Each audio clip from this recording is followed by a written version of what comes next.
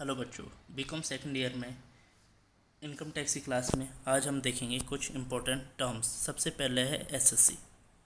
Income tax act 1961 के section 2 subsection 7 में SSC की डेफिनेशन दी है। A person by whom any tax और any other sum of money is payable under this act.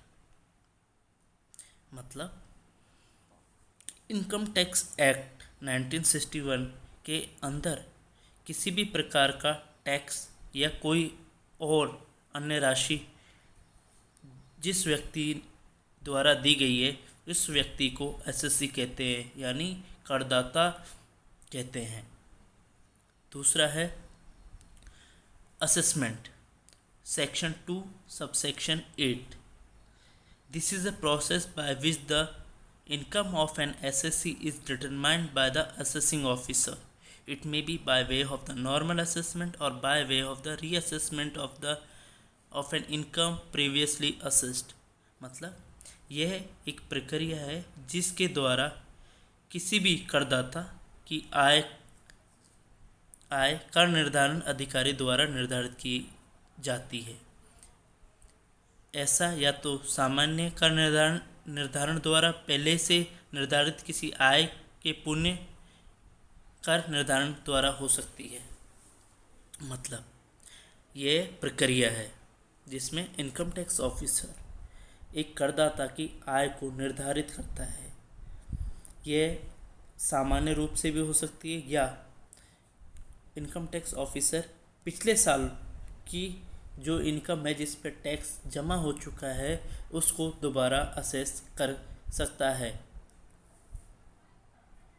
तीसरा term है previous year and assessment year, गत वर्ष और कर निर्धारण वर्ष। इनकम टैक्स में ईयर स्टार्ट होता है 1 अप्रैल से, जो एंड होता है अगले साल के 31 मार्च को।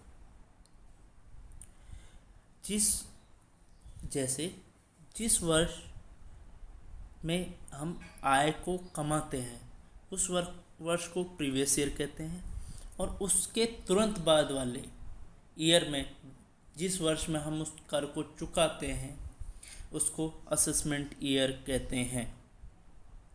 एग्जाम्पल के लिए, जैसे किसी व्यक्ति ने 2019-20 में कोई आय कमाई है, उस पर वो टैक्स देगा असेसमेंट ईयर 20-21 में। तो प्रीवियस ईयर हो गया 19-20 और असेसमेंट ईयर हो गया 20-21। मतलब 1 अप्रैल 2019 से 31 मार्च 2020 में जो इनकम कमाई है उस पे वह व्यक्ति टैक्स भरेगा 1 अप्रैल 2020 से 31 मार्च 2021 वाले वर्ष में।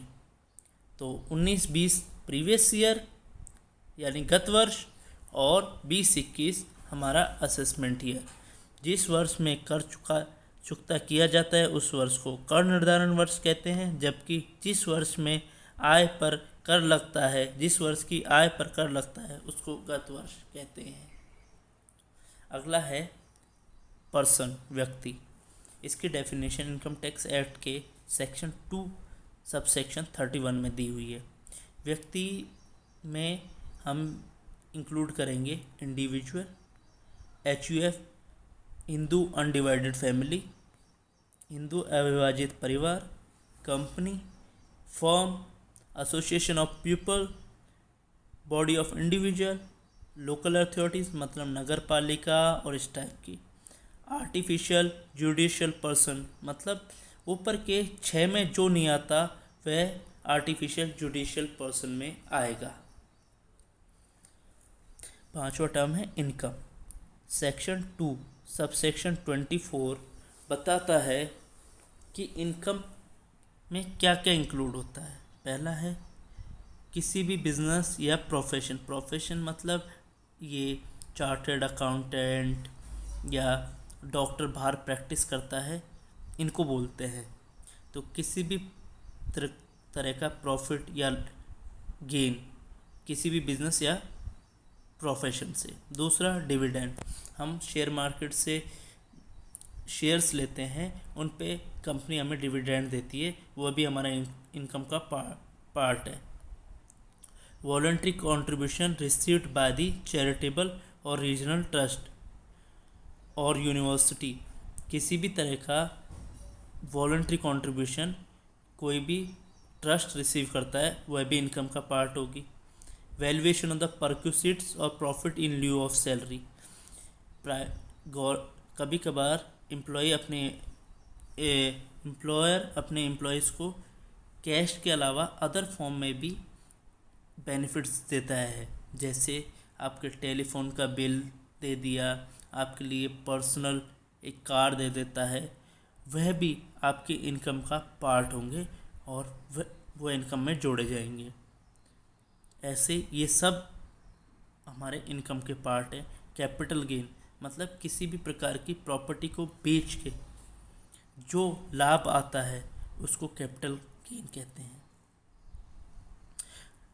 कि winning of lotteries, cross puzzles, मतलब किसी भी प्रकार की लॉटरी, इनको भी हम इनकम का पार्ट होता है और इन पर टैक्स पेबल होता है। इनको आप देख लीजिए कुछ टर्म्स।